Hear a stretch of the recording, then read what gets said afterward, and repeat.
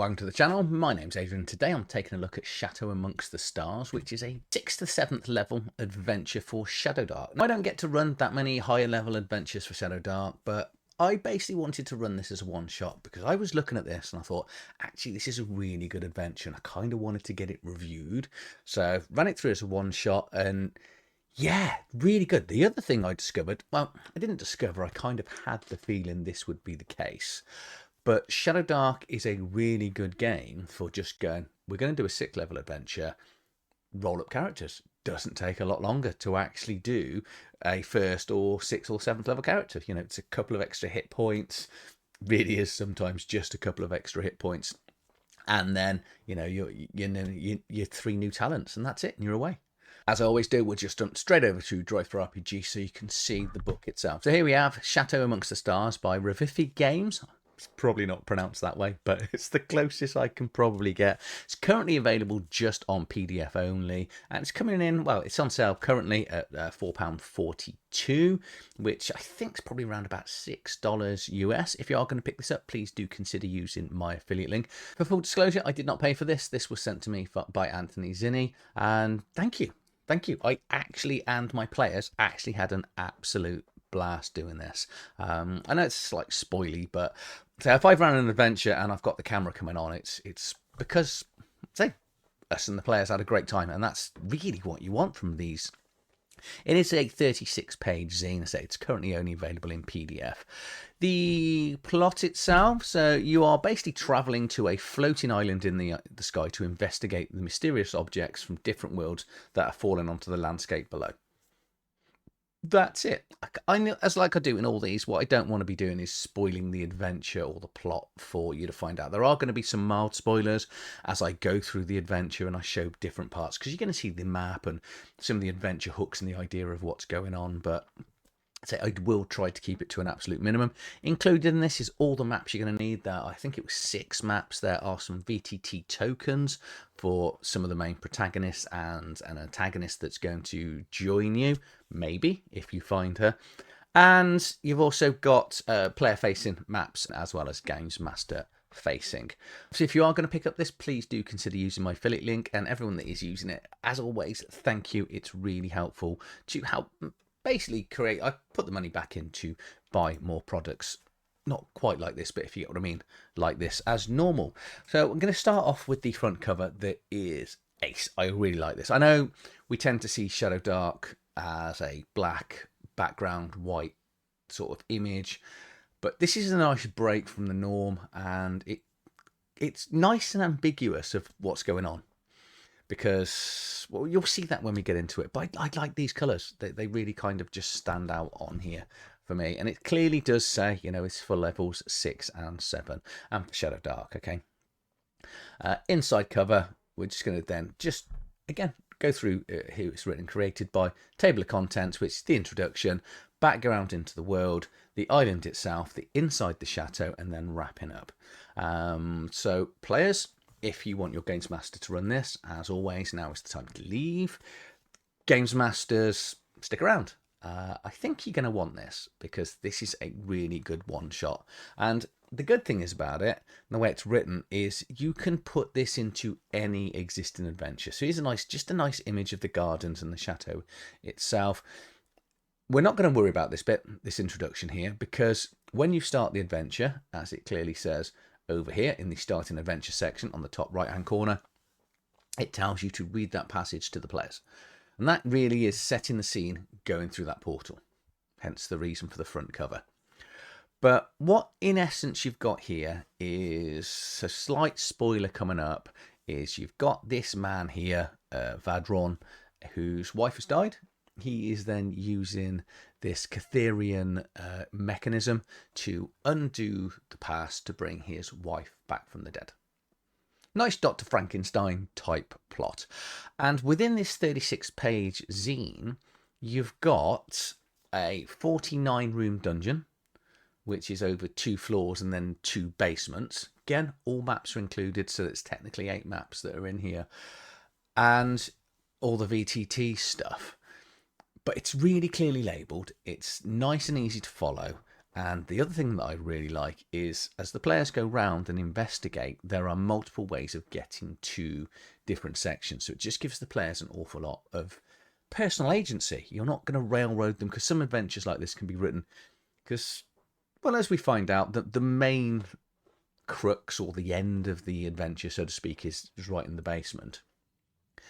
But they can discover the basement right from outset. They can just take one route through, get to the basement, and then they can't solve it anyway or don't know what's going on, so they've then got to do the investigation into the house. Or chateau, as I should say. Yeah, there's so much actually rammed into these 36 pages here.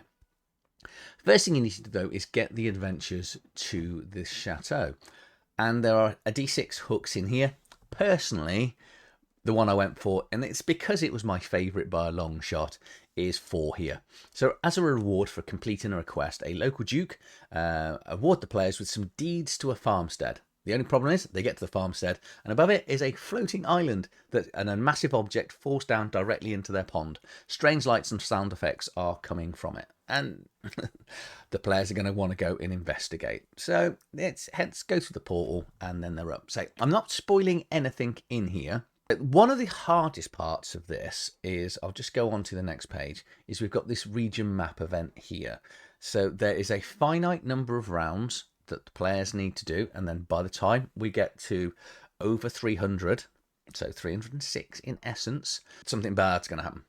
And as you are rolling for random encounters inside and outside, the first one will include what's going on here. So as a games master, you've got a little bit of accounting to keep top of. It's only just putting a dot on the track. That track, incidentally, is also included as a separate PDF, so you can print it as a games master and just have it next to your screen, or however you're going to be doing it, and then just keep dotting it. I didn't even tell the players I was keeping track of rounds. You do naturally have to keep tracks of rounds, and so the game perfectly. So obviously you're going to start outside. And what it does is, let's just pick on the portal. So you're going to come through the portal here on A. Again, nicely hyperlinked across to the different places. But it tells you how many rounds to get to B, which is the pond here. G, the goblin village. Or the chateau itself, you can take to 4 rounds. So you can just basically describe what's going on and then let the players know. We have got some random events. It does use the 2d6 system, which I like, because obviously 6 and 7 are the most likely things to happen. And they are slightly easier than the 2s and the 12s, because sometimes I pick up adventures and I've seen some running flat D12s, which, when you've got a 1 in 12 chance of something really bad happening, where it's quite harder, that you're going to end up with, D4 wyverns, or a basilisk is going to turn out. I know they're level 6 to 7, but it's a kind of random thing that's weird. A D12 stingbats, which you roll a 12, it can be quite difficult for the players to deal with. But each of the locations from the outside, it's all set there in like a sort of a mini sort of crawling aspect for how many rounds it's going to take them to go through. So yeah, you're just going to go through dotting this off. And if you get a random encounter, then you will read from this region map as well. But it does say here that you should only do the scripted events if they're outside the chateau, because if they're inside the chateau, thick curtains, they don't really get to see what's going on outside. However, some of these are earthquakes and things like that, so I was still using this, but just explaining what they could feel as opposed to what they can see. There are a couple of key NPCs here. So we've got this troll here that lives with his family. And then we've got the Mama Shrugs, which is this goblin from this village of goblins that are outside as well. Throughout the adventure, there are a lot of bottle gnomes, and they do become, as the players discover what's going on through the use of diaries, experimental notes and things like that, as they discover the sort of backstory, they will start to discover that these are quite important. Then I kind of ran them as these automaton, really annoying, obnoxious little metal things that are kind of getting in the way, bumbling around, and you're free to use them exactly how you want. But the players are going to slowly discover that they're probably going to need them. One of the big things here is we've got this monument out here to Margaret, which is the guy's recently deceased wife. So it should give you, the players an idea of what's going on when they get there. But Again, depends. They might just head straight for the chateau. They could.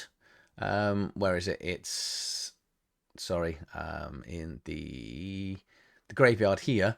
Actually find a route and go straight down to the basement. Which, like I said, it's really nice that it's in there. My players didn't. They did discover it through normal work. But you do get that. You find that with players, don't you? If you've put things on a map and there's lots of things outside, players always, they very rarely just go up and wander and knock on a door and try and get in. They tend to want to just wander around. But once we get into the dungeon, the chateau, I keep referring to it as a dungeon. It is unsafe throughout, so you're going to do random encounters, 3 rounds. I should have probably said that inside and outside. But inside the chateau itself, it is pretty much pitch black, apart from a few, there's a couple of rooms that are lit. So, and the player, and it's heavy curtains everywhere. But it says, that they are heavy curtains. Assume they are drawn. And if the players want to open the curtains, depending on the round that you've marked off, will determine what goes on. Each of the rooms are nicely laid out. We're kind of used to this layout now, where you've got the italics here, which is something that you can read out or explain to the adventurers. Random encounters here does run off a static D6, but there's nothing crazy that's overpowered in here. There's already some pretty shocking stuff for the players to discover, but they are level 6 to 7. The map itself is pretty interesting, laid out well, plenty of doors to be able to sort of get in and out of. It also details some windows, because I have seen that on other people go, there's no windows on this building, and it doesn't bother me whether windows are included or not.